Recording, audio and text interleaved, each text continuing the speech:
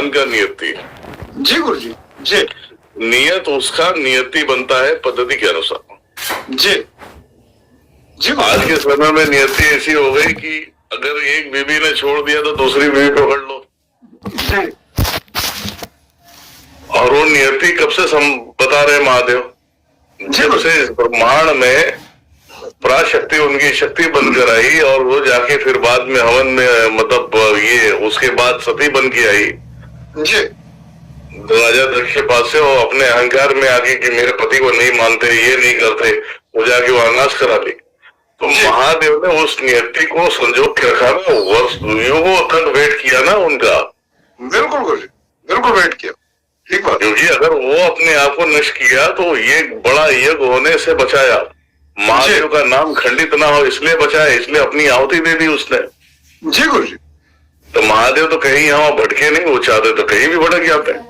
हाँ बिल्कुल गुरु जी, बिल्कुल। पर वो उनका प्रतीक्षा करते रहे, फिर वो कहीं जाके फिर पार्वती स्वरूप में आई जी, उनका मिलन हुआ जी। तो आज की तारीख में कैसे मिलन होगा? आदमी बोले यार एक गई तो पूरी जिंदगी थोड़ी खराब करनी है, जो दूसरी शादी करो, क्या दिक्कत है? आदमी सिर्फ अपने मतलब के लिए, एक के लिए तलाश नहीं कर रहा है, बस मतलब के लिए तलाश कर रहा है। जी गुरु जी, जी। है ना? और मतलब नहीं है, मारे जाते हैं, फिर बाद में बोलते हैं कि भगवान ने हमारे तो गधे से लिख दिया है, घोड़े से लिख दिया, पता नहीं क्या क्या बोलते वाले, है ना? सही बात है गुरु जी। वो महादेव का के बताए हुए रास्ते पे चलता कौन है गुरु जी? अगर उनको देखा जाए, उनके हिसाब से चले तो गुरु जी फिर तो कोई ऐसी बात हो ही ना, सब उसी रास्ते पे चले तो। लेकिन होने के लिए देखिए, होने के लिए तो कुछ भी नहीं हो सकता, ऐसा नहीं है, पर इंसान करने से पीछे नहीं हटता ना, दिक्कत तो यही है। हाँ बिल्कुल गुरु जी, ठीक बात। करने से पीछे नहीं हटता, और हमें जहां तक पता है कि गलत करोगे तो गलत भरोगे। जी जी गुरु जी। आज किसी की बहन बेटी के ऊपर अगर तुम्हारा कुदृष्टि है तो कल तुम्हारे भी अपने बच्चियों के ऊपर कुदृष्टि आएगा। जी जी गुरु जी। इसीलिए कहते हैं ना कि कर्म बनाया तूने तू ही मिटाएगा, करनी का एक एक पाई चुकाएगा।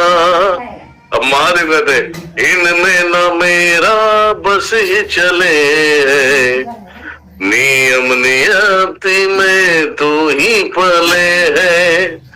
अब दिनेश्वर कहता वरना उड़ती हुई तीर तो कहाँ पे लेवे है ना?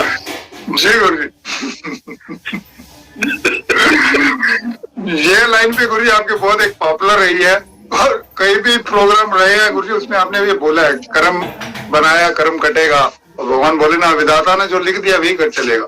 तो ये गुरु जी लाइन आपकी बहुत पॉपुलर रही है, और आज भी गुरु जी आप जब गुनगुनाते हैं तो मन को छू जाती है। कुछ पंक्तियां आज भी आती हैं जब आप बोलते हैं तो मन को क्या आत्मा को छू जाती है, क्योंकि वो बहुत गहरी बातें हैं गुरु जी जो समझने की जरूरत है, और वो आपकी गुरु जी आपकी बातों से समझ पाते हैं लोग। ये बात तो गुरु जी बिल्कुल सत्य है, सही बात। हमने बोला कि देखो अगर हमें कहीं किसी से बात करना हो या कुछ करना हो तो मुझे बहुत कंट्रोल करना पड़ता है।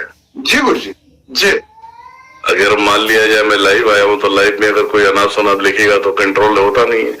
हाँ बिल्कुल, क्योंकि हम आज तक किसी की गालियां खाए नहीं है। अगर सामने वाले ने गाली दे दिया तो बेटा हमारी नजर सब पे, हम सबको लेते हैं जी गुरु जी, बड़े आराम से लेते हैं, ऐसा नहीं।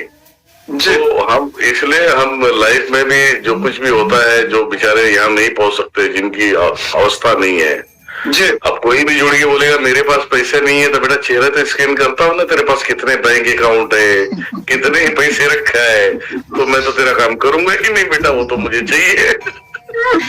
सही बात है, नहीं है तो भी तो दिखता है। हाँ बिल्कुल गुरु जी, आपसे कुछ छुप सकता है झूठ तो आदमी कितना भी बोल दे ऐसा है वैसा, बेटा कल्याण उसी का होता है जो कल्याणकारक कार्य करता है। बिल्कुल गुरु जी, बिल्कुल। तालियां दोनों हाथ से बजती है, एक हाथ से नहीं बजती है।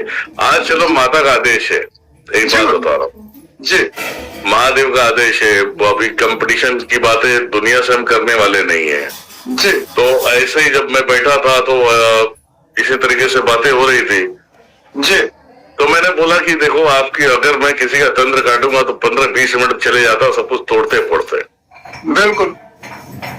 तो ये मुझसे नहीं होगा, मैं करूंगा तो साला पैसे लूंगा, मैं डायरेक्ट बोला पैसे लूंगा।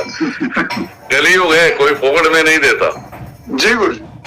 तो बोले वो ठीक है, और भी दिमाग लगाओ। जी।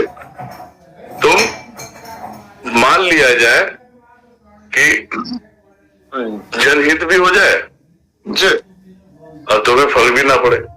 जी गुरु जी। तो मैं बोला मेरे पास एक आइडिया है, जी।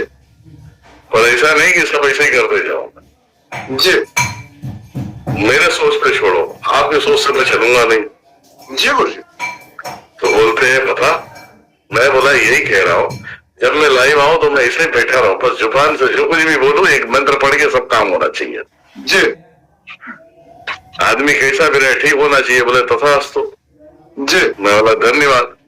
तो ये कृपा जब तक वो भी नहीं चाहेंगे ना, जब तक किसी के ऊपर नहीं मिल सकती। हाँ बिल्कुल गुरु जी, ये बात ठीक है। जी गुरु। तो ये कृपा हर किसी को नहीं मिलती है, और बस लोगों को ऐसा लगता है कि दिनेश्वर महाराज पैसे के लिए बैठा। हाँ पैसे के लिए बैठा हूँ, मुझे मंदिर बनानी है, बहुत सारी चीजें करनी है भाई। और रही बात कोई फोकट का, तो मुझे दे नहीं रहा है।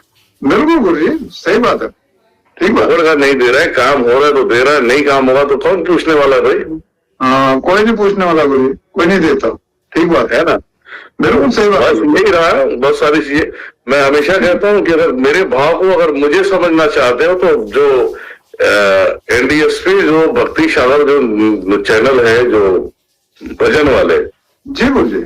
उस चैनल पे जाओ, उसे सब्सक्राइब करो, उसमें सिर्फ सुनो दिनेश्वर महाराज के जो भाव निकलेंगे। इस संसार के इतने बड़े जो नाम लेके बैठे, इन गांडुओं की जुबान से निकल जाए तो मुझे गुलामी लिख दूंगा बैठ जाओ। जी गुरु जी। जो जिस भक्ति में मस्त है उसकी मस्ती उस भजन में दिखेगा। जी।